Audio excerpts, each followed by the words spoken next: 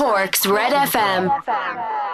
We can't complain. It's the first time all year that we've actually had all the players for 2 weeks. We've been very fortunate that both the senior board and the minor board have stopped all matches involving our players. And, we can't complain. We're going up full of confidence. I know we haven't played our best so far, but we're expecting that the team will perform. Yeah, I'd imagine there are plenty of nerves in the camp as well, Brian, given that you're dealing with very young players. Yeah, I suppose some people would wonder, would they be very nervous? I don't think they are. I think they're more excited than anything else. I think young people today, not too many things would faze them, and the way we're going into the game as absolute underdogs, so we've nothing to lose. So I think we have a great chance. You named the starting 15 earlier in the week, Brian. The full back line didn't have a great day in the semi-final against Galway, and that's one area you've made changes. We have, Paul. I suppose all along our policy has been, and you can see that in the teams that we picked so far, is that we've always picked horses for courses. And having looked at Tyrone, and certainly having given away the 5 goals the last day, we just felt that we needed to make 1 or 2 changes there. And it's no reflection on the lads who've lost out, because I'm sure there's going to be some of them are going to be involved on Sunday at some stage. But I think our policy all along, as I say, has been horses for courses, and we feel that we picked the right team for the job that we need to do on Sunday. Yeah, you mentioned there the fact that you conceded 5 goals against Galway in the semi-final. No, there was great credit due to the lads that they still managed to win the game under those circumstances. But even if you concede 1 or 2 goals against Tyrone on Sunday, you could be in trouble. Yeah, you have to say that, to be honest, Paul, you can't afford to give away goals in All-Ireland finals now. Sometimes you have no control of what happens. In the last day against Galway, it was kind of a funny game where the opposition scored 5 goals and still lose. But we've talked and we've worked an awful lot on not conceding. And I think a lot of the mistakes that were made the last day were small but naive. But you almost expect that for 18-year-olds. But I think that maybe it's kind of a watershed, or we're on the learning curve, right? But the lessons have been learned. I think the defending will have to be a bit sharper than was the last day. Yeah, the bookies have Tyrone as pretty strong favourites to win this weekend, Brian. They've beaten Down, Armagh, Kerry and Mayo on the way to the finals. They've been pretty impressive. Oh, without a doubt. And I suppose what you have to do is you have to compare maybe some of the teams that we have played and Tyrone have played. And if you're to look on paper, there's absolutely no comparison in the fact that we struggled to beat Kerry, we won by a point. We struggled to beat Armagh, we won by a point. And Tyrone absolutely wiped the floor with both of those oppositions. So you're going to say on paper, and if the game was played on paper and on previous results, we wouldn't have a chance. But I suppose the fact is that it's not Ireland final. We're there in merit. We think there's a performance in our side. And we believe, and we firmly believe this, when Cork get it right, they're a match for anybody. And, we're going up on Sunday absolutely 100% confident that we're as good as Tyrone.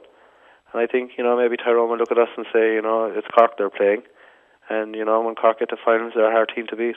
Yeah, Cork will have the upper hand when it comes to support at Croke Park on Sunday, Brian, so I'm sure you'd urge the fans to get into the ground early and get behind the lads. Oh, big time, Paul. I suppose it's a unique occasion. The last time that 2 Cork teams are in the finals in the All-Ireland was 1993, and, it's been a long time coming, and to have 2 teams up there on Sunday is an absolute credit to the work we've done in Cork.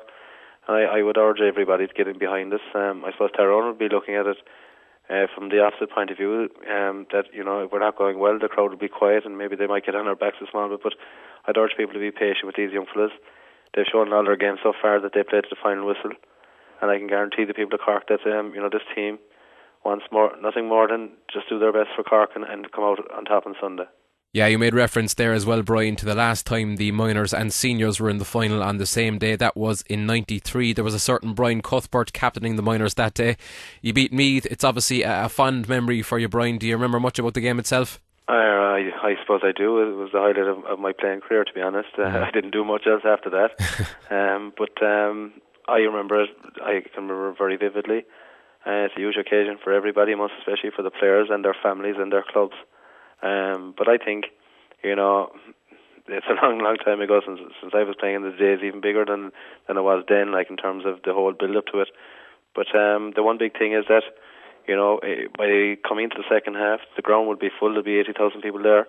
And, if we're going well, we'll have 40,000 Cork people behind us. That's absolutely vital. Yeah, and if you do win on Sunday, Brian, you'll be the first man to captain and manage teams to win minor All-Ireland titles, which would obviously be a nice personal achievement as well.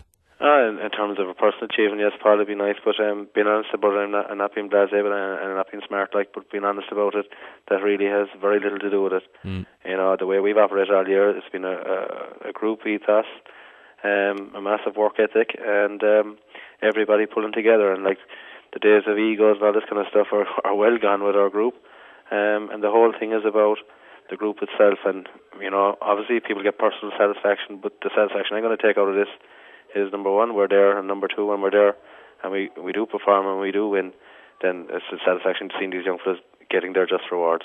Yeah, just very finally, Brian, obviously it would be fantastic for Cork to win in both games on Sunday, but in terms of the minors, I mean, win or lose this weekend, it's been a great year for them, and in terms of the overall development of these young guys into senior inter-county standard players, I mean, the experiences they've had this season are really going to stand to them.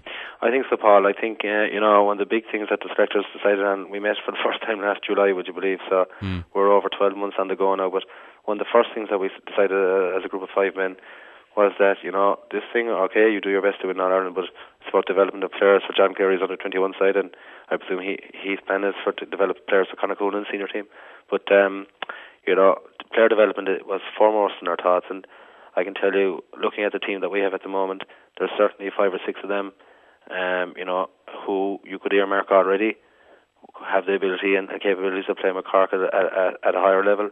And I think, when you get to play in Croke Park, 3 big championship games, and especially All-Ireland finals in front of full houses on television, it can only be good for Cork football. And, I definitely believe that in the group that I have at the moment, there's certainly going to be a lot of the names that you're hearing on Sunday. You'll hear them again over the next couple of years. Well, Brian Cuthbert, thanks a million for talking to us all year here in Red FM. Best of luck to you and the lads on Sunday, and hopefully next time we'll talk to you, you'll be All-Ireland champions. Thanks very much, Paul. Thanks for everything.